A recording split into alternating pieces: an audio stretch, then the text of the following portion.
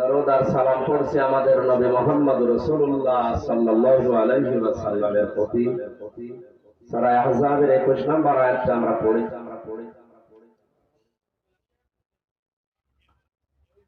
আমি গতকালকে ফেসবুকে দিয়েছিলাম যে কিছুদিন ভিডিও করা বন্ধ রাখা, সমস্যা আছে উপর থেকে, ওনারা নিষেধ করেছে কয়েকদিন। পরিবেশ আসলে আমরা আবার বলে দেবো ফেসবুকের মাধ্যমে লাইভে, তখন আপনারা আসবেন। গরু দিয়ে চাষ করে খাবেন, গরু যদি মরে যায় চাষ করবেন কি? আপনাদের এই থামবেন দেন, এইগুলোর কারণে 3টা বছর এক ঘরের ভেতরে আমার আটকিয়ে রেখেছিল। 3 বছর, একদিন দুই দিন বলেন তো, 3টা বছর 24 ঘন্টা এক ঘরের ভেতরে যদি মানুষ তালা মারা থাকে তো এমনি পাগল হয়ে যাও। আপনাদের কারণে, আমার নিজের কি কোন কারণে? 1-1.5 ঘন্টা কথা বললে, 2 ঘন্টা কথা বললে এমনি 2-1টা স্লিপার টান হতেই পারে। আপনি কথা বলে দেখেন তো, আপনি 10 মিনিট বলেন, আপনি 5টা ভুল করবেন। 1.5-2 ঘন্টা কথা বলি, সেগুলো সব একাধারে না দিয়ে 1.5 মিনিট দেয়, 2 মিনিট দেয়। আগের কথাও দেয় না, পরের কথাও দেয় না, 2-1টা মাঝখান থেকে দিয়ে এমন ভাবে চালায় মানুষ মনে করে এইটাই বলছে, অথচ ওইটাও বলে। এই কারণে কিছুদিন নিয়ন্ত্রণ করার জন্য কয়েকদিন পরে আবার যখন বলবো তখন আসবো। তারপর তো প্রচার মাধ্যম আপনাদের দরকার। সূরা আহজাবের 21 নম্বর আয়াতে বিশ্ব নবীকে আদর্শ পাওয়ার জন্য আল্লাহ 3টা শর্ত লাগিয়েছেন। টাঙ্গাইলবাসী যে যেই আদর্শ মানি না কেন, দলে চলি না কেন, দুনিয়া আখিরাতে যাকে লাগবে তিনি মুহাম্মদ সাল্লাল্লাহু আলাইহি ওয়াসাল্লাম। শুধু পৃথিবীতেই না, চোখ এখনই বন্ধ হয়ে গেলে কবরে দিলে আপনাকে যে 3টা প্রশ্ন করবে, 3 নাম্বারেই বলবে মান হাজার রাজুল, নারী হোক আর পুরুষ হোক, এটা বলা লাগবে এই লোকটা কে। আপনি যদি বলতে পারেন হাজা নবিয়্যুনা মুহাম্মাদুর রাসূলুল্লাহ সাল্লাল্লাহু আলাইহি ওয়াসাল্লাম, তিনি আমাদের নবী মুহাম্মদ সাল্লাল্লাহু আলাইহি ওয়াসাল্লাম, সঙ্গে সঙ্গে আসমান থেকে আল্লাহ আওয়াজ দেবেন ফেরেশতাদের মাধ্যমে, এর কবরটা প্রশস্ত করে দাও যতক্ষণ চোখের দৃষ্টি সীমা ধরে, জান্নাতের পোশাক পরিয়ে দাও। এতটুকুই শেষ করেননি, নবীজি বলেন তাকে বলা হবে জান্নাতের বিছানা ওর নিচে বিছিয়ে দাও। এর উল্টা পিঠে সিস্টেম, অপর পৃষ্ঠায় দেখুন যে মানুষগুলো নবীর আদর্শ মানে না, নবীর উপরে নাযিলকৃত কোরআনে কারীমকে মানে না, মিথ্যা মনে করে। ইন্নাল্লাযীনা কাযযাবু বিআয়াতিনা ওয়াস্তাকবারু আনহা লা তুফাত্তাহু লাহুম আবওয়াবুস সামাই ওয়া লা ইয়াদখুলুনাল জান্নাহ হাত্তা ইয়ালিজাল জামালু ফি সাম্মিল খিয়াম ওয়া কাযালিকা নাজজিল মুজরিমিন।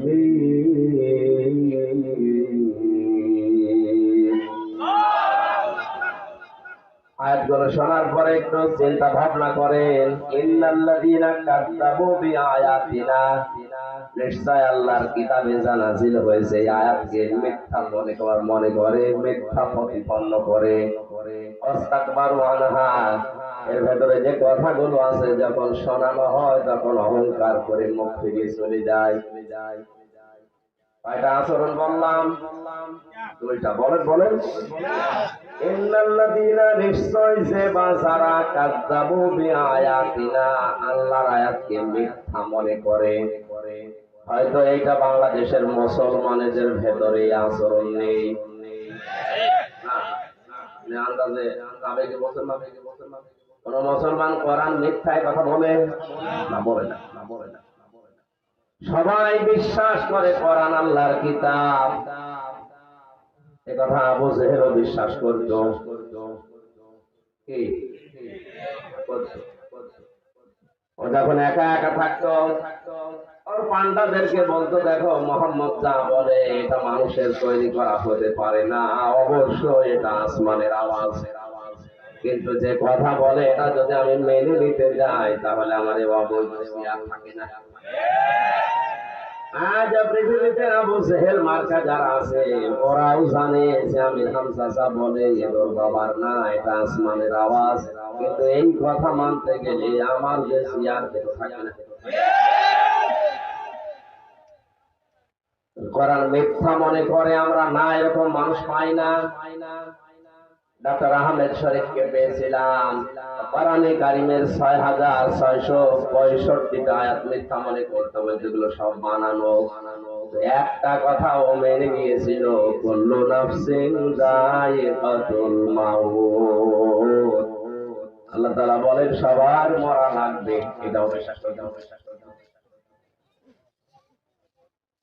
তাহলে নাস্তিকরা পর্যন্ত কোরআনে কারিম অবিশ্বাস করেছে না, হয়তো কয়েকটা আয়াত তারা বিশ্বাস করে না, একটা হলেও তারা বিশ্বাস করেছে। মানা না মানাটা আলাদা ব্যাপার। এই আয়াতের ভেতরে দুইটা তথ্যের প্রথম, যারা কোরআনে কারিমের আয়াতকে মিথ্যা মনে করে, ওয়াস্তাকবারু আনহা, কোরআনের বক্তব্যগুলো শোনার পরে যারা অহংকার করে মুখ ফিরিয়ে চলে যায়, এদের শাস্তির ধরন আল্লাহ আয়াতের পেছনে দিয়েছেন। লা তুফাত্তাহু লাহুম আবওয়াবুস সামা, এদের জন্য আকাশের যত দরজা আছে এই দুইটা গুণ যার ভেতরে আছে সব দরজা বন্ধ করে। বলেন নাউজুবিল্লাহ। মানুষের আমল উঠবে কি দিয়ে? দরজা দিয়ে। কি দিয়ে? আমল ওঠা আল্লাহ বন্ধ করে দেবে। প্রতি বৃহস্পতি সোমবারে যে আমাদের আমল হাজির করা হয়, এইটা পর্যন্ত বন্ধ। এই কারণেই তো ফাত্তাহু মোজারে দিয়েছেন আল্লাহ। বর্তমান ভবিষ্যৎ, প্রেজেন্ট ফিউচার, এখন খুলছেন আল্লাহ দরজা, ভবিষ্যতে খুলবে না।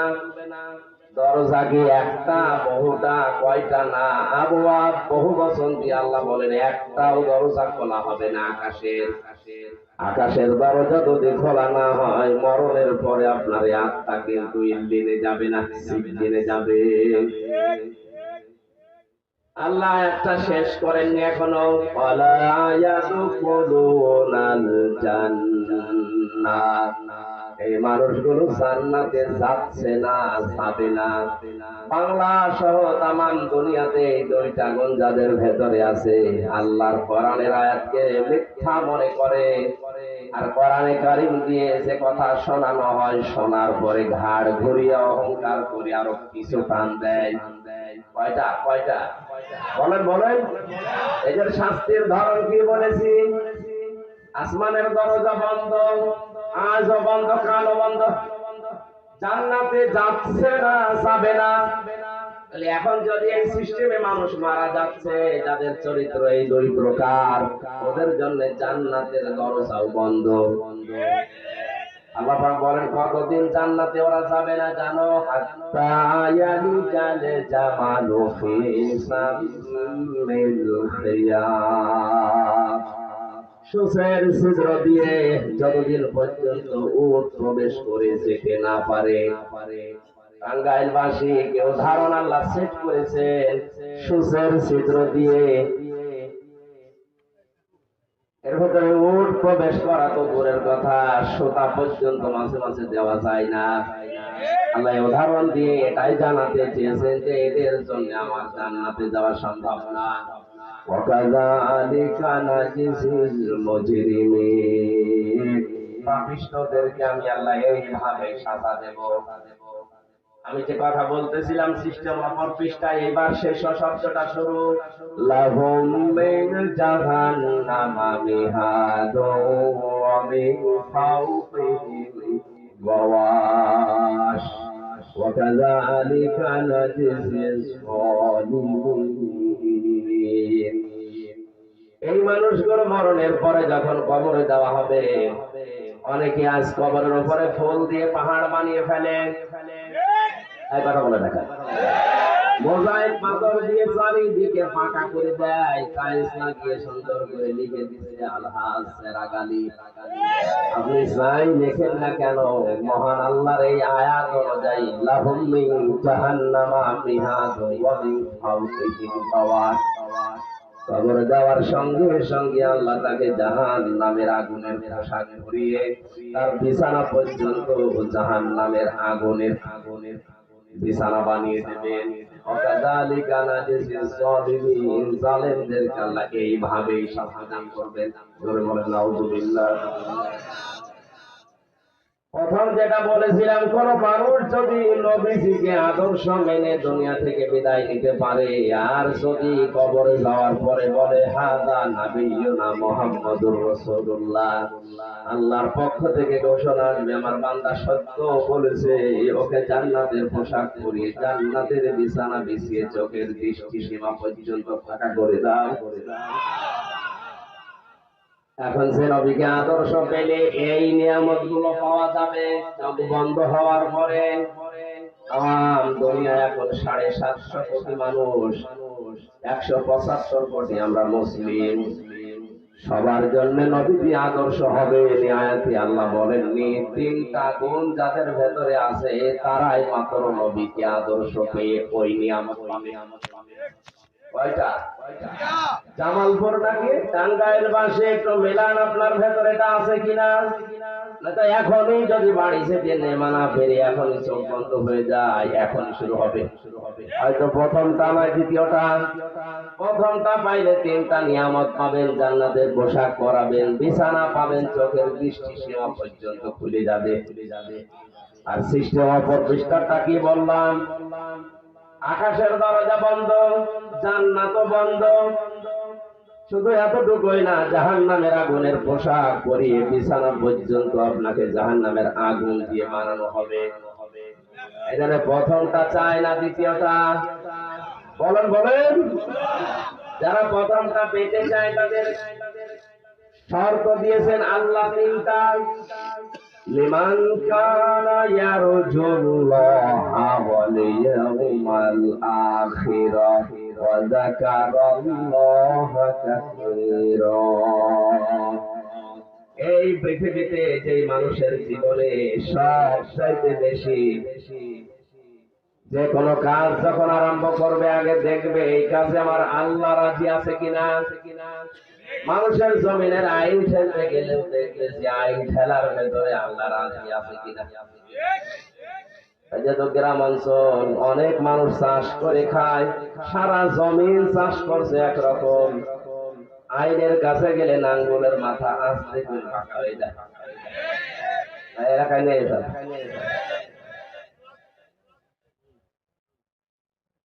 যাকে আদর্শ পেলে এই নিয়ামত গুলো পাওয়া যাবে, তিনি 1500 বছর আগে জানিয়েছেন। কোন মানুষ যদি মানুষের জমিন 1 বিঘত পরিমাণ জোর করে জবরদস্তি করে ফাঁকি দিয়ে প্রতারণা করে দুনিয়ায় খেতে থাকে, কিয়ামতের দিন এরকম জমিন আল্লাহ 7টা তার মাথার উপরে হবে। এই বিশ্বাস আমাদের আছে? বিশ্বাস আছে?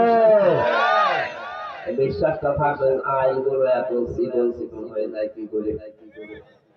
এখন অনেকের জমিনের আইল আর নেই, ওটা হয়ে গেছে পুলিশিরাত। না, আইলের এই জায়গায় গিয়ে সতর্ক থাকা। যে কোনো কাজ আরম্ভ করার আগে দেখবে যেটা আমার আল্লাহ রাজি আছে কিনা। দ্বিতীয় নম্বরে ওই লোকটার জীবনে পাওয়া যাবে ওয়াল ইয়াউমাল আখিরাহ, কিয়ামতের বিশ্বাস। পৃথিবীতে যত ধরনের বিশ্বাস আছে, জীবন পরিচ্ছন্ন করার জন্য সবচাইতে বেশি দরকার কিয়ামতের বিশ্বাস। কিয়ামতে জবাব দেওয়া লাগবে। এটা যদি কোনো মানুষের ভেতরে টেন্ডেন্সি তৈরি না হয়, তার দ্বারা হাজারো মানুষের অধিকার নষ্ট হওয়ার সম্ভাবনা বেশি। আজ ইউনিয়ন থেকে শুরু করে একেবারে আদালত পর্যন্ত যে সমস্ত জায়গায় মানুষের অধিকার গুলো নষ্ট হচ্ছে দায়িত্বশীল মানুষদের মাধ্যমে, এদের ভেতরে যদি কিয়ামতের বিশ্বাস দৃঢ়ভাবে তৈরি হতো, কোনো মানুষের অধিকার নষ্ট হতো না। কিয়ামত আমার জবাব দেওয়া লাগবে আল্লাহর সামনে দাঁড়িয়ে। এই বিশ্বাসটা সঠিকভাবে তৈরি হয় না, এই কারণেই তো বিনা কারণে মিথ্যা সাক্ষী দেয়। এই দেশে মিথ্যা সাক্ষী বন্ধ হয়ে গেছে। বাংলাদেশের প্রায় 68টা জেলখানা আছে, 64 জেলায় 64টার, গাজীপুরে 4টা বেশি আছে। এই সব মিলে 68টা জেলখানায় যত মানুষ আছে, আমার মনে হয় প্রায় 90,000 মানুষ এখন জেলে। এই 90,000-এর ভেতরে 80,000-ই জানি না তার মামলা নেই, কিচ্ছু জানে না। এগুলো যে পড়ে আছে এমনি এমনি না, অবশ্যই কোন মিথ্যা সাক্ষীর কারণে। বলেন বলেন, আরে সাক্ষী তো ফেরেশতারা এসে দেয়নি, আমরাই দিয়েছি। আপনি কিসের নামাজ আদায় করেন, কিসের দাড়ি রেখে সোফা রেখে আপনি আন্দাজে মানুষকে ধোঁকা দিচ্ছেন? জবাব দেওয়া লাগবে, টেন্ডেন্সি তৈরি হলে তো এটা সম্ভব না। আল্লাহ আমাদেরকে যেন সহজ ভাবে এটা বোঝার এবং বাস্তবে আমল করার তৌফিক দেন, আমিন।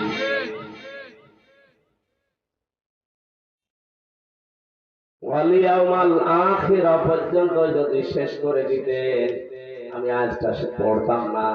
শেষেরটা আরো কঠিন, ওয়া যাকারাল্লাহা কাসীরা।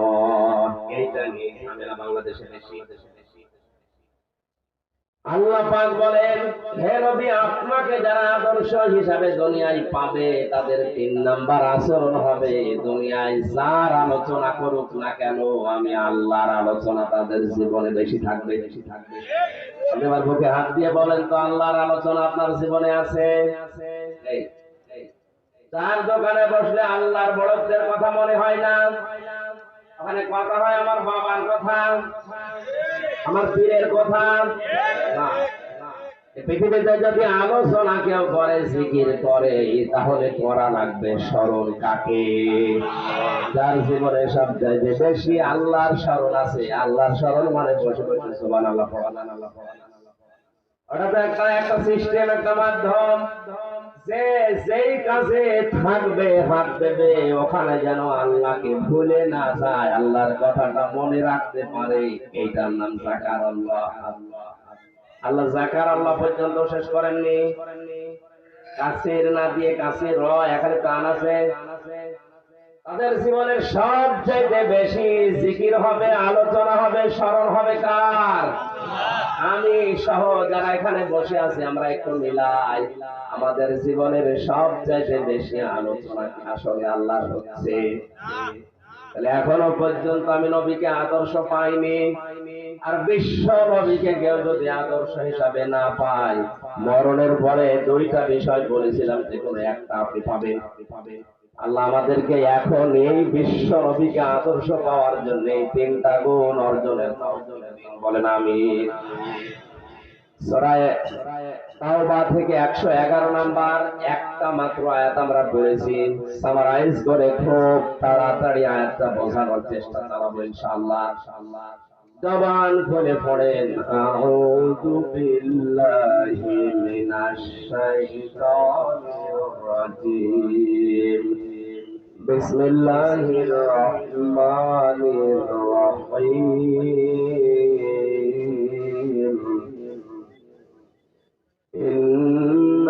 ইন্নাল্লাহা আশতারা মিনাল মুমিনিনা আনফুসাহুম ওয়া আমওয়ালাহুম বিআন্না লাহুমুল জান্নাহ। আল্লাহ পাক বলেন, অবশ্যই আমি আল্লাহ ক্রয় করে নিয়েছি, কিনে নিয়েছি।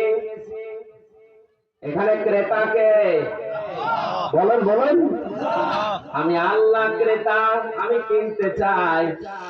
ইশতারা মিনাল মুমিনিনা, আমার মুমিন বান্দাদের কাছ থেকে। বাংলার মুসলমানেরা এখানে সরাসরি ক্রেতা, আল্লাহ বিক্রেতাকে। মুমিন বিক্রেতাকে। আল্লাহ যদি ইন্নাল্লাহ আশতারা মিনাল মুনাফিকিনা দিত, অবশ্যই আমি আল্লাহ মুনাফিকদের সম্পদ কিনতে চাই। মুনাফিকদের সম্পদ দেশে কম আছে না। কোন কাফেরের সম্পদ, কোন মুনাফিকের সম্পদ, কোন হিন্দুর সম্পদ আল্লাহ কিনতে চাননি, তাহলে ওদের নাম আল্লাহ দিতেন।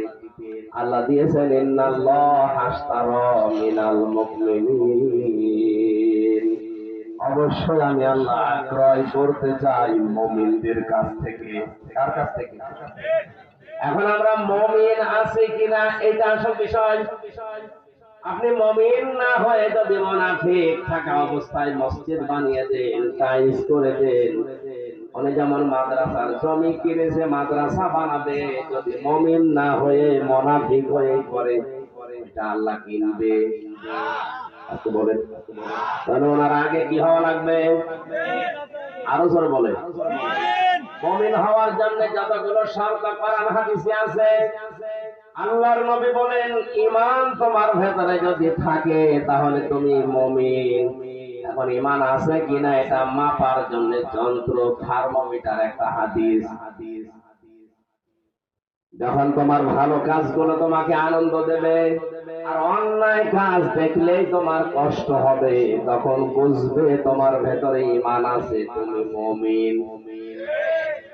বাংলাদেশে ভালো কাজ সবার কাছে ভালো লাগে? বলেন বলেন। অন্যায় কাজ সবার কাছে অন্যায় মনে হয় না, আরো অন্যায় যেটার সে করে আরো বগল বাজায়। আপনি 5 ওয়াক্ত না তাহাজ্জুদ মিলে 6 ওয়াক্ত নামাজ পড়তে পারেন, আপনার তো ঈমান নেই। আর ঈমান না থাকলে আপনার জীবনের কিছু আল্লাহ কিনবেন। আরো জোরে বলেন। আমরা জানি কোন বিষয় যদি কেউ ক্রয় বিক্রয় করে, 4টা বিষয় সেখানে থাকে। কয়টা? কোন সম্পদ যদি বেচা কিনা হয়, কয়টা জিনিস থাকে? বলেন না কেন?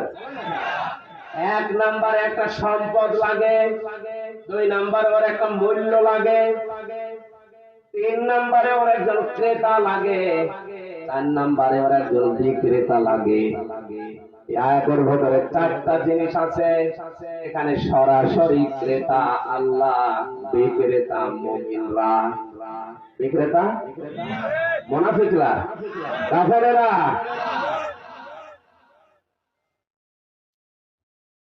আর সুদের টাকা দিয়ে, ঘুষের টাকা দিয়ে আপনি মসজিদে টাইলস লাগিয়ে দিচ্ছেন, কিয়ামত পর্যন্ত তো টাইলস করতে থাকেন, কবুল হবে না। কারণ আল্লাহ কোন বেঈমানের টা নেন না, আল্লাহ নেন মুমিনের টা। এই জন্য আমাদের আগে মুমিন হওয়া লাগবে। মুমিন হয়ে যদি একটা সোটা উদান করি তা কবুল হবে না। ক্রেতা গেল, বিক্রেতা গেল, একটা জিনিস লাগে, একটা সম্পদ। এই সম্পদের নাম হচ্ছে জান আর মাল। জান আর এর একটা মূল্য লাগে। এই মূল্যটা সাধারণ মূল্য আল্লাহ দেননি, এমন একটা মূল্য দিয়ে জান আর মাল কিনতে চান যার একটা শিখের মূল্য তামাম বিক্রি করলে হবে না, তার নাম জান্নাত। এবার আয়াতের মূল কথায় যায় আমরা। সরাসরি যিনি ক্রেতা উনি কিন্তু অদক্ষ না। অদক্ষ? ওনার দক্ষতা, ওনার জ্ঞান, ওনার মেধা, ওনার যোগ্যতা পৃথিবীর কারো সাথে তুলনা চলে? আল্লাহ পাক এত যোগ্যতা সম্পন্ন আমাদের মালিক। আমরা যে চোখের ভেতরে এই যে ওকি চোখে মারি, চোখ টিপতে কি বলি, আলাম খায়িনাতাল আ'য়ুনি ওয়া মা তুখফিস সুদূর। চোখের ভেতরে মানুষ কি উকি চোখে যায়, চোখ টিপ দিয়ে কি মনে মনে করে, এ পর্যন্ত আল্লাহর কাছে খবর চলে যায়। এত বড় বিশাল দক্ষতা নিয়ে আমার আল্লাহ কিনতে চান কোন জিনিস। বাজারে গেলে আপনি পচা মাছ কিনবেন? বলেন বলেন। আল্লাহ যদি কিনতে চায় কোন পচা জিনিস কিনবে? যে 2টা সম্পদের কথা আল্লাহ দিয়েছেন, যার তার কাছে কিনবে না, কিনবে শুধু। আরো জোরে জোর হলো না? আর একবার বলেন। এটা আগে হলো। মুমিনদের কাছ থেকে শুধু কিনতে চায় আনফুসাহুম, তাদের জীবন, ওয়া আমওয়ালাহুম, তাদের সম্পদ। নফসের বহুবচন আনফুস, তাদের জীবন আল্লাহ কিনতে চান। পৃথিবীতে সব মানুষের জীবন আল্লাহর দরকার নেই, জীবন দরকার ওইটা যার জীবন দুইটা জিনিস থেকে মুক্ত। কয়টা? আরো জোরে বলেন। ঈমান আনার পরে যে লোকটা শিরিক করে না, ঈমান আনার পরে যে লোকটা বেদাত করে না, এই দুইটা গুনাহ থেকে যারা বেঁচে থাকবে তাদের এই জীবন আল্লাহ পবিত্র বলে ঘোষণা দিয়েছে। কত মানুষ এই দুনিয়া থেকে এমনি এমনি মারা যায় দেখেন। সবাইকে মহান আল্লাহ শাহাদাতের মরণ নসিব করে না। কোরআনের পাখি সারাটা জীবন দোয়া করতো রব্বুল আলামিন, আল্লাহুম্মা ইন্নী আসআলুকা শাহাদাতান ফি সাবিলিক। হে আল্লাহ, আমি তোমার কাছে চাই, আমি যত মাহফিল তার শুনেছি, জীবনের সর্বশেষ মাহফিল পর্যন্ত তিনি মোনাজাতে শেষে এই কথা বলতেন, আল্লাহ তুমি আমাকে মরণ দিবে, শাহাদাতের মরণ দিবে। আর শাহাদাতের মরণ আল্লাহ আমার সারে তারে ধরে দিয়ে দেয় না। وَلِيَعْلَمَ اللَّهُ الَّذِينَ آمَنُوا وَيَتَّخِذَ مِنكُمْ شُهَدَاءَ وَاللَّهُ لَا يُحِبُّ الظَّالِمِينَ। সূরা আলে ইমরানের 140 নম্বর আয়াতের শেষের দিকে আছে, 4 নম্বর পারার 6 নম্বর পৃষ্ঠার শেষ লাইন এটা আছে। আল্লাহ তাআলা বলেন, কিছু মানুষের জীবন যৌবন তাদের কর্ম পদ্ধতি আমার ভালো লাগে, এগুলো আমার কাছে পবিত্র মনে হয়, তখন ওদেরকে সাধারণ ভাবে মরণ দেই না, ওদের শাহাদাতের মরণ দিয়ে আমি আল্লাহ ধন্য করি। শাহাদাতের মরণ কেন দেওয়া হয়? মাওলানা জহিরুল ইসলাম যদি এখনই মারা যান, উনি যদি ঈমান নিয়ে মরতে পারেন, এখনই আপনি কবরে দিয়ে দেবেন, ফেরেশতারা বলবেন ঘুমিয়ে যা। কিয়ামত পর্যন্ত ঘুমিয়ে থাকবে, সিংহায় ফৎকার দেওয়ার দিন উনি আবার টের পাবে। এই শেষ মাঝখানে উনি আর টের পাবে না। কিন্তু কোন মানুষ যদি শাহাদাতের মরণ পায়, আল্লাহ তাআলা বলেন ও শুধু মরে না, ওয়ালা তাহসাবান্নাল্লাযীনা কুতিলু ফি সাবিলিল্লাহি আমওয়াতা বাল আহইয়াউন ইনদা রাব্বিহিম ইরযাকুন। হে নবী, যারা শাহাদাতের মরণ পাবে এদেরকে আপনি মৃত বলবেন না, এরা জীবিত। আর আমরা জানি জীবিত থাকলে খাবার খাওয়া লাগে, এই কথা বলেন না কেন? এই জন্য দেখেন বালা হায়া, ওরা শুধু জীবিত না, ইনদা রাব্বিহিম ইরযাকুন, তাদের রবের কাছে তারা রিজিক পায়। সুতরাং মাওলানা আবুল কাসেম যদি শাহাদাতের মরণ পায়, উনি কবরে যাওয়ার পরে ঘুমিয়ে থাকবে না জহিরের মতো, উনি সঙ্গে সঙ্গে জীবিত এবং আল্লাহ নিজে ওনাকে কিয়ামত পর্যন্ত। সুতরাং যারা শাহাদাতের মরণ পাচ্ছে, আমরা অনেকে উপহাস করে ঠাট্টা করে, আর ভাই আপনি যদি ঈমান নিয়েও মারা যেতে পারেন, কবরে গেলে শুধু ঘুমিয়ে থাকবেন। আর উনি তো ঘুমাচ্ছে না, উনি দুনিয়ার এই পচা খাবার বাদ দিয়ে মরণের পরে শাহাদাত যদি নসিব হয়ে যায়, কিয়ামত পর্যন্ত আল্লাহ ওনাকে খাওয়াবেন। আর মানুষের শরীরে যদি খাবার প্রবেশ করে কি তৈরি হয়? রক্ত গোশত। কি তৈরি হয়? বলেন না কেন? আল্লাহ যে খাবার খাওয়ান শাহাদাতের মরণ হলে রক্ত মাংস যে তৈরি হয়, তার বাস্তব প্রমাণ নবীজির চাচা হামজা। হযরত হামজা শহীদ হওয়ার প্রায় 30 বছর পর তার কবরটা ভেঙে গিয়েছিল একবার। মদিনায় প্রচন্ড ঢল হয়েছে, বৃষ্টিপাত হওয়ার কারণে ঢল গিয়ে ওনার কবরটা গিয়েছে ভেঙে। হযরত হামজার সাথে 30 বছর আগে ওই সময়ে যারা যুবক বয়সে জিহাদ করেছিল তারা আজও বেঁচে আছে, তারা আজ মুরব্বী।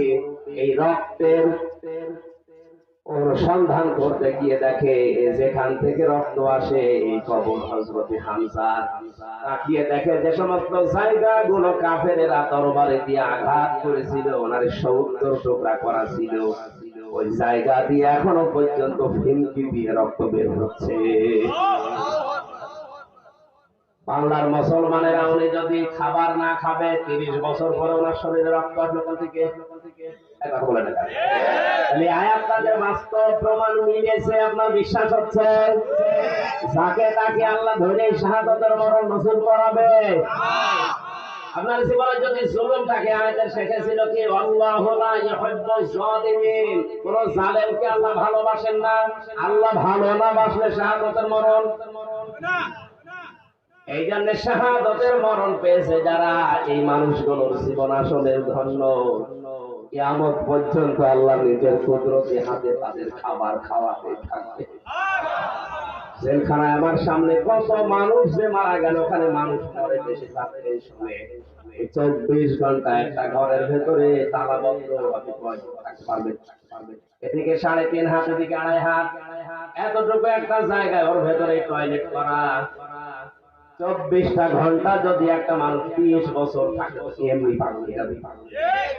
যদি যোগাযোগ বিচ্ছিন্ন করে রাখা হয়, আমার তো 3 বছর যোগাযোগ বিচ্ছিন্ন করে একটা ঘরের ভেতরে জিন্দা মানুষের একটা খবরের সাইডে একটু বড় খবর 3.5 হাত, আর এদিকে হয়তো 1.5 হাত, আর ওইটা এদিকে 2.5। এতটুকু দুনিয়ার কোন যোগাযোগ আপনার সাথে থাকবে না। 3টা বছর যদি আপনি ওইভাবে এক ঘরের ভেতরে তালাবদ্ধ থাকতে, যোগাযোগ বিচ্ছিন্ন হয়ে আমি এমনিতে আমার পাগল হয়ে যাওয়ার কথা। এটা আমার অনেক জানা জিনিস পর্যন্ত আমি ভুলে গেছি। বহু তথ্য আমার এই মাথার ভেতরে ছিল, এই 3টা বছরে অনেক কিছু হারিয়ে ফেলেছি। এখন আবার আস্তে আস্তে করে ওগুলো স্টাডি করা লাগছে। আল্লাহ যেন আবার ফিরিয়ে দেন, আরো বেশি করে দেন। জোরে বলেন আমিন। মানুষগুলো যখন মরতে দেখতাম, আমি এর আগেও শুনেছি জেলখানায় নাকি আজরাইল যায় না, প্রমাণ পেলাম 3 বছর ভেতরে মরে না। মরে যাওয়ার পরে পায়ে বেড়ি লাগিয়ে, হাতে হ্যান্ডকাপ লাগিয়ে বের করে দেয়, হাসপাতালে নিয়ে যাচ্ছে। মরা মানুষ আর বলে যে মরেছিল রাস্তায়, অথচ মরে পড়েছিল বেড়ি। ওই সময় প্রতিদিন মাওলানা মামুনুল হক আমার পাশে বলেছিল, যতদিন আমরা এক জায়গায় দোয়া করেছি, এই দোয়াটা আমার আল্লাহুম্মা ইন্নী আসআলুকা শাহাদাতা আমার যদি মরণ হয়েও যায়, তুমি আমার সাধারণ মরণ দিও না, এমনিতে মজলুম অবস্থায় আছি, তুমি আমার শাহাদাতের মরণ দিও। কারণ আমি জানি শাহাদাতের মরণ হলে কোনো আযাব নেই। একটা পিপিলিকা কামড় দিলে যেমন মনে হয়, শাহাদাতের মরণ যদি কেউ পায়, ঠিক ওইভাবে দুনিয়া থেকে বিদায় নেয়।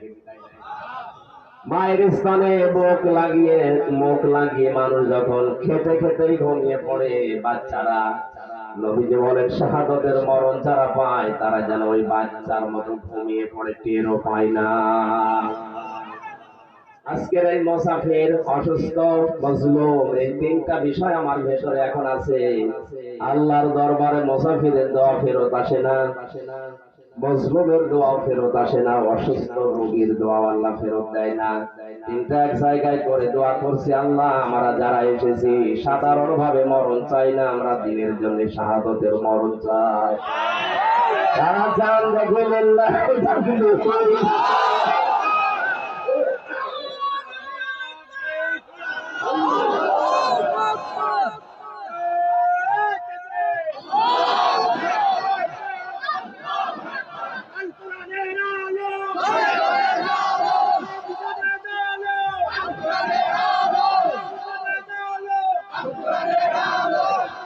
আলহামদুলিল্লাহ। ভাই মেয়েরা যারা দাঁড়িয়ে আছেন, বসে আছেন, যেভাবে শুনছেন, এবার শোনেন। প্রথম শব্দে আল্লাহ দিয়েছিলেন আনফুসাহুম, তাদের জীবন আমি কিনতে চাই। তাহলে মানুষের ভেতরে আল্লাহ জীবন যাদের কিনবে, জীবন পরিষ্কার, পবিত্র, শুদ্ধ হওয়ার জন্য যে 2টা ঔষধ বললাম, আমাদের জীবনে আর চাই থাক যেন শিরিক থাকে না। একবার বলে না কেন? শিরিক যদি থাকে, আপনার যত আমল আখলাক ছিল সব ধ্বংস হয়ে যাবে। অন্যান্য ঘটনা যদি ছোটখাটো হয়েও যায়, আগে খেয়াল করে দেখবেন আল্লাহ আমার কোন কাজে যেন শিরিক না হয়। এদেশ যেহেতু আমরা কোরআন হাদিস থেকে অনেক পিছিয়ে, এই জন্য জেনে হোক, বুঝে হোক, না জেনে হোক, শিরিকের ভেতর আমরা নিমজ্জিত হয়ে যাবে। অনেকেই মাসলা দিয়েছে যারা জেনে শুনে তাবিজ ব্যবহার করে এটা শিরক। এখানে যাদের তাবিজ আছে গলায় হাতে মাথায়, আশা করছি আপনি খুলে ফেলবেন জীবন পরিষ্কার পবিত্র করার জন্য। 2 নম্বরে আমাদের জীবনে যেন কোনো বেদাত না আসে। কি বলেন বলেন? আল বেদাত দালালা, প্রতিটি বেদাত দলাল, গোমরাহি। প্রত্যেকটা গোমরাহি জাহান্নামের দিকে মানুষকে নিয়ে যেতে চায়। আমরা আর চাই করি অন্তত আবেগে যেন বেদাত করে না ফেলি। বেদাত মানে নতুন আবিষ্কার। বেদাত মানে ইসলামের মধ্যে নতুন কিছু যদি আপনি ঢুকিয়ে বলেন এটা ইসলাম, তাহলে আপনার জীবন পবিত্র হবে না, আল্লাহ কিনবে। বলেন না কেন? যতটুকু ইসলাম নবীজি রেখে গিয়েছিলেন কিয়ামত পর্যন্ত ওইটাই ফাইনাল। নতুন করে কিছু দিয়ে বলা যাবে না যে এইটাও ইসলাম। আর এটা বাংলাদেশ, ভারত আর পাকিস্তানে বেশি চলছে। আন্দাজে নতুন একটা ইবাদত জারি করে নিয়েছে। নবীজি 4টা শব্দ দিয়ে সারা জীবন জিকির করতেন, সুবহানাল্লাহ, আলহামদুলিল্লাহ, আল্লাহু আকবার, লা ইলাহা ইল্লাল্লাহ। আপনি যদি সত্যি জিকির ইবাদত মনে করে করেন, এই 4টা শব্দের বাইরে আন্দাজে নতুন করে শব্দ বানাতে পারবেন না। যদি বানান তাহলে দলিল দেওয়া লাগবে যে আল্লাহর নবী এবং সাহাবীদের জীবনে এরকম করেছে কিনা। হযরত ইবনে মাসউদ রাদিয়াল্লাহু তাআলা আনহু বলেন, আল্লাহর নবীর ইন্তেকালের 40 দিন পর আমি একবার সফরে গেলাম, সিরিয়ায় সফরে গেলাম। সে দেখে একটা মসজিদে নামাজের পরে মানুষ জোরে সোরে চিৎকার করে করে ডাকতেছে আল্লাহকে। আমি নামাজ শেষ করার পরে বললাম, আমাকে চেনো তোমরা? সবাই আমার দিকে তাকিয়েছে, কে গো, আমাকে চেনো? এই কথা বলে। আমি নিজের পরিচয় দিয়ে বললাম, আমি কিন্তু মুহাম্মদ রাসূলুল্লাহর সাহাবী ইবনে মাসউদ। নবীজি 40 দিন মাত্র দুনিয়া থেকে বিদায় নিয়েছে, এখনো পর্যন্ত তার কবরের মাটি শুকায়নি। আর এর ভেতরেই তোমরা নতুন আবিষ্কার তৈরি করে ফেলেছো। ইসলামের ভেতরে নতুন করে আবিষ্কার করলে কে তোমাদের পারমিশন দিয়েছে বলো? সারাটা জীবন আমি নবীর সাথে কাটালাম, কোনদিন নবীজি এরকম চিৎকার করে আল্লাহকে ডাকে নাই। আরে ভাই, আপনি ইসলাম নেবেন তো নবীর কাছ থেকে না বাবার কাছ থেকে? বলেন বলেন। জীবন যদি পবিত্র না হয়, পরিষ্কার না হয়, বৈধ না হয়, আপনার জীবন যত বড় হোক, 70 না 200 বছর হায়াত পেলে আপনার জীবন আল্লাহর দরকার নেই। নবীজি খুব বেশি দিন দুনিয়ায় বেঁচেছেন তা না, মাত্র 63। কয় বছর? আর আমরা 163 বছর বাঁচলেও কিছু করতে পারি না। দ্বিতীয় পয়েন্টে আল্লাহ বলেছিলেন, ও আমওয়ালাহুম, তাদের মাল আমি কিনতে চাই। মালের বহু বচন আমওয়াল। মাল শব্দটা আমি 9 প্রকার পেয়েছি। এই পৃথিবীতে যত মাল আমরা দেখতে পাই, নবীজি বলেন, আদ-দুনিয়া কুল্লুহা মাতাউন ওয়া খায়রু মাতাউদ দুনিয়া ইমরাতুস সালিহা। পৃথিবীর সব কিছু সম্পদ, এই সম্পদের ভেতরে শ্রেষ্ঠ সম্পদ আমি নবীর কাছে আল্লাহওয়ালা মেয়ে মানুষ। এটাকে একটা সম্পদ মাল বলা হয়, কিন্তু এই উল্টা দিকে নিয়ে যাবেন না। দুনিয়ার সব কিছুই নবীজির কাছে। নবীজির ঘোষণায় সম্পদ ছিল, উত্তম সম্পদ হিসাবে নবীজি তাদের নাম বললেন, এটা আল্লাহওয়ালা মেয়ে মানুষ। আল্লাহওয়ালা হওয়ার জন্য মেয়েদের 4টা গুণ লাগবে। কয়টা? বলেন বলেন। কোন মেয়ে লোক যদি মনে করে আমি আল্লাহওয়ালা হতে চাই, শুধু নামাজ পড়া, রোজা রাখা, কালো বোরখা পরা না, এগুলোই না। 4টা গুণ তাদের ভিতরে অর্জন করা লাগবে। 1 নম্বরে তার স্বামী যদি তার দিকে তাকায়, স্বামীকে আনন্দ দেবে। আজ এই ছোট্ট একটা আমলের কারণে হাজারো পরিবারে পরকীয়া প্রেম চলছে। স্ত্রীর কাছে হয়তো রেসপন্স পায় না, স্ত্রীর এভাবে সম্মান করে না, বাধ্য হয়ে সে অন্য জায়গায় লাইন করে। এমন হয় ধরা কি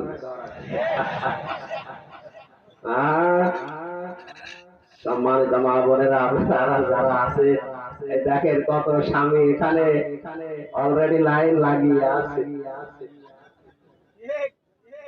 না আমি পরকীয়া প্রেম করার জন্য উদ্বুদ্ধ করছি না। আজ অধিকাংশ মানুষগুলো স্ত্রীর কাছ থেকে সম্মান রেসপন্স না পাওয়ার কারণে দ্বিতীয় লাইনে এগিয়ে যায়। যে মহিলার কাছে ও যাচ্ছে ওর ভেতরে যা আছে আপনার ভেতরে সব আছে। এখন বলে দেখেন, হ্যাঁ অনেক পুরুষ মানুষেরও সমস্যা আছে। জেলখানায় যাবার আগে একটা ঘটনা ঘটেছিল। এক মহিলা কল দিয়ে বলছে, হুজুর বিয়ে করলাম, আশা করে দেখি না মন শুধু আমার দিকে না আর দিকে ওরে ছেড়ে দিলাম আর একটা ধরলাম, আল্লাহ এ দেখি দুই জায়গায় ভুল করে। ওরে ছেড়ে কোনায় বাড়ি এরে ছেড়ে দিয়ে আর একটা ধরলাম, এর আমার মন বলছে আরো খারাপ, একটা দুইটা তিনটা লাইন চালাই। এরকম দুই নাম্বার পুরুষ মানুষও আছে না নেই? তিরমিজি শরীফের হাদিস, নিজের স্ত্রীর রেসপন্স সম্মান তার শারীরিক সব চাহিদা মেটানোর পরেও যদি কোনো মানুষ পরকীয়া প্রেমে লিপ্ত হয়, তিনটা আযাব দুনিয়াতে আল্লাহ তার দেবেন। এক নম্বরে তার চেহারার উজ্জ্বলতা আল্লাহ নষ্ট করে দেবেন। দুই নম্বরে এই পরকীয়া প্রেম এত কঠিন, জঘন্য, খারাপ, এর কারণে দুইটা সংসার নষ্ট হয়ে যায়। এই মানুষের ইবাদত বন্দেগী আল্লাহ কবুল করা বন্ধ করে দেবেন। সবচাইতে বড় কঠিন বিষয় মরণের সময় এই দুইটা সংসারকে ধ্বংস করার জন্য ইমাম মুসলিম হবে না। সুতরাং এখনো মিথ্যা কথা না বলে সামিয়ানার নিচে যারা আছেন পরকীয়া প্রেমে যদি থাকে, আপনি এখন থেকে তওবা করবেন। কারা কারা তওবা করবেন হাত তোলেন তো। অনেকে এখানে আছে আপনি ফিরে আসবেন। সম্মানিত মা বোনেরা বলেন, এখানে আপনার সম্মান রেসপন্স আপনি আবেগ পূর্ণ নয়, এই জন্য যদি অন্য জায়গায় যায় এ দোষ শুধু ওর একা হবে না, আপনারও দোষ আছে। এই জন্য নেককার হওয়ার প্রথম গৌরী নবীজি দিয়েছেন, স্বামী যখন আসবে যে কোনো অঙ্গ ভঙ্গি দিয়ে, কথাবার্তা দিয়ে হোক, আচরণ দিয়ে হোক, স্বামীর মনে আনন্দ দেবে, এটা নেককার হওয়ার প্রথম কাজ। এটাও তার হাজারো পরিবার জান্নাতি পরিবেশে ফিরে আসবে। এই ছোট্ট একটা আমলের কারণে আজ হাজার হাজার পরিবার জাহান্নামে। দ্বিতীয় নম্বরে কোন স্বামী যেটা পছন্দ করে ওটা যদি জায়েজ হয়, আপনার জীবন থাকবে ওটা ভালো লাগবে। আমি আবার বলছি, আর যদি না জায়েজ হয়, আল্লাহ রাসূলের বিরুদ্ধে যায় স্বামী, না স্বামীর বাবা হলেও মারা যাবে না। লা তাআতা লিমাখলুকিন ইল্লা বিমাসিয়াতিল খালিক। আল্লাহ রাসূলের বিরুদ্ধে চলে যায় এমন কোন সিদ্ধান্ত যদি স্বামী দেয়, ওর বাবা দিলেও মানা যাবে না। আপনি সরাসরি দেখতে পাচ্ছেন যে এই লোকটাকে রায় দিতে বলছে আমার স্বামী, অথচ এর রায় দিলে এর চরিত্র ভালো না, লাল পানি খায়, বাবা খায়, রাস্তার টাকা মারে, ব্রিজ খায়, এর আদর্শ রাসূলের আদর্শে নেই। এরকম মানুষকে যদি আপনি চাপে পড়ে উচিত দিতে যান, স্বামী বলছে তাই কি, বাবা বলছে, আমি কথা বোঝাতে পেরেছি? আল্লাহ রাসূলের বিরুদ্ধে যাচ্ছে, এরকম কোন কাজ করা যাবে না।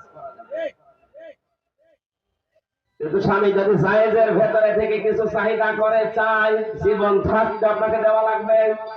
আমি 6 প্রকার মানুষের কথা পড়েছি হাদিসে। আল্লাহর নবী বলেন 6 প্রকার নারীকে আল্লাহ পাক জাহান্নামে দেবেন বিনা হিসাবে, বিনা বিচারে। কি করে বলেন? নাউযুবিল্লাহ। এক নম্বরে যে মহিলারা বিনা কারণে চুল খোলা রাখে স্বামী ছাড়া অন্যের সামনে, মেয়েদের চুল সতর, কিন্তু এটা স্বামী বাদ দিয়ে মেয়েদেরকে বলছে আপনি স্বামীর সামনে যত পারে চুল খুলে থাকবেন।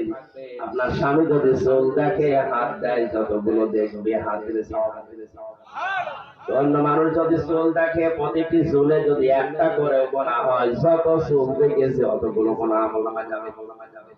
দ্বিতীয় নম্বরে স্বামীকে যে মহিলারা সম্মান দিতে চায় না, হয়তো নিজে ধনী মানুষের মেয়ে, প্রভাব প্রতিপত্তি আছে, স্বামী একটু গরিব মানুষ, অর্থনৈতিক ভাবে দুর্বল, এই জন্য মানুষই মনে করে না, গোলামের মতো ব্যবহার করে। এরকম বউ আছে না?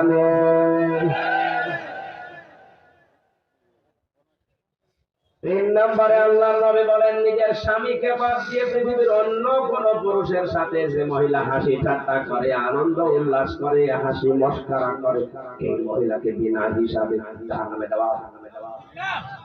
এটা দিন দিন বেড়ে যাচ্ছে, গ্রাম অঞ্চল তো টের পাচ্ছেন না।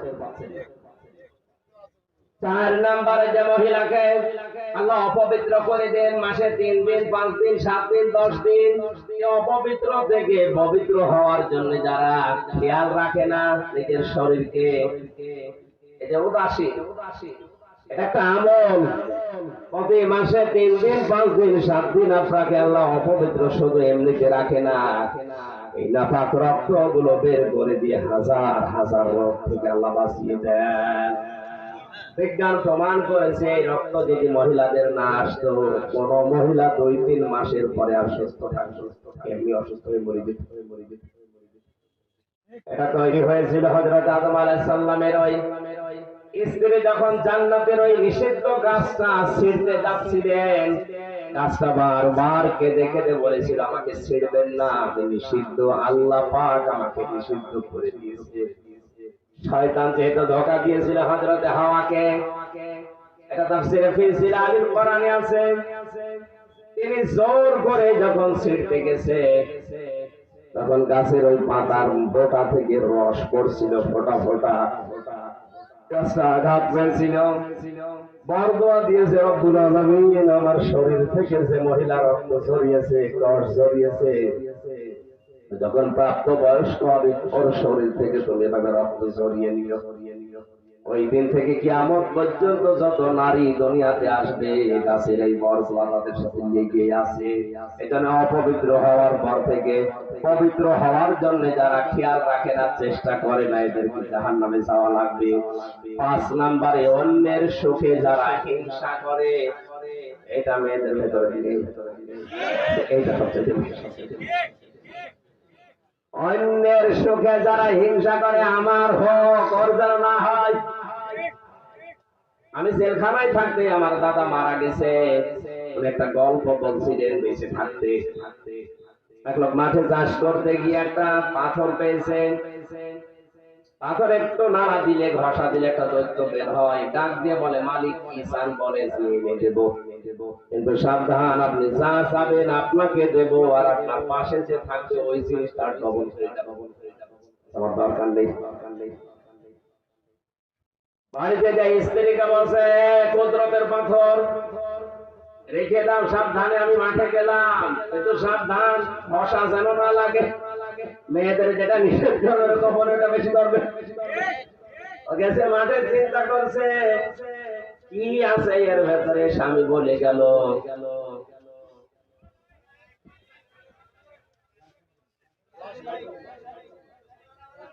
ঘষা যেন না লাগে। দিয়েছে বের করে এক ঘষা, দৈত্য বের হয়ে বলে, মালিক কি চান? বলে কি চাই মানে, সারা জীবন তুমি ঘরে আসি টের পাচ্ছ না, একতলা বাড়ি চাই। ও তো আর জানে না পাশের বাড়ি, বলে না কেন, মাঠ থেকে বাড়ি এসে চিনতে পারছে না আমার বাড়ি কোনটা। বহু কষ্ট করে বাড়িতে গিয়ে বলে, তুই বাড়ি কি করেছো? ঘষা দিয়ে, তুমি তো ঘষা দিয়ে বাইরে এসে দেখো সব বাড়ি দইতালা, পাথর আবার নিয়ে আসো। দৈত্য যখন বেরিয়েছে বলে, কি চান? কি চাই বোঝো না, আর এক কানা করে দে, আশপাশে যারা সাথে কিছু সম্মানিত মা বোনেরা, জাহান্নামে যাওয়ার অন্যতম কারণ এই হিংসা, এটা দূর করা লাগবে। মেয়েদের ভেতরে সবচেয়ে মেয়ে লোক আমার পরে রাগ করে এই কারণে। আর একটা হাদিস বলছে, মুসলিম শরীফের হাদিস 3212 নম্বর, 6 নাম্বারটা একটু ঝামেলা, এটা বলার দরকার। যারা কথায় কথায় মিথ্যা কসম করে, গীবত করে, মিথ্যা কসমটা একটু বেশি, কিছু যদি চুরি হয় এলাকায়, ছেলের মাথায় হাত দিয়ে আন্দাজে কসম থেকে ফেলে।